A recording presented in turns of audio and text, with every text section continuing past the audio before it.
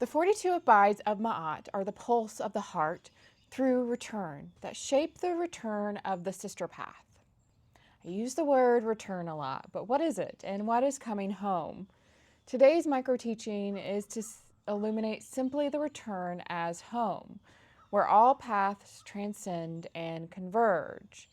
My path is a return, some paths are a homecoming, but all lead you to the one. A homecoming is where asking the fire to descend and stop seeking home after it has found self is the challenge. A return is where asking the water to rise after learning to flow in the dark, the ascent is the lesson. Home through return is more rooted in those who move with the body, the womb first, who have already descended to the depths and are born in the belly. These are archetypes or beings who knew the only way to restore was to be lost to experience and remember the pieces through density, matter, and time of evolution. For us, leaving home, the descent was the path and the purpose. I wouldn't say it was easy, but we navigate density with grace and wisdom. And over time in lives, we may even have become comfortable navigating the world under the veils of forgetting, conforming to the shapes of our shadows in society, but we choose to leave that comfort to return the true self of divine expression. The shadow must be met, even when we are firmly rooted in it. We experience the chaos of fragmentation to learn its shape and to pull it back into coherence.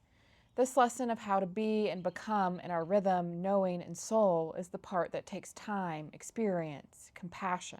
For the return is not restoration to perfection or what was, but to our own axis. It is reintegrating the parts of self that were wounded, stripped of knowing, and shamed through our experiences of time to remember our light, flame, and power. It is pulling our memory of origin and knowing of self up from our own depths to embody. This is the vertical ascent of true self and knowing self as one in coherent alignment and firmly standing in our own power. This is not ascent to bypass the human experience or earthly realms, but for seeing and feeling and meeting our wholeness in the wisdom of the body through the shadow and the light.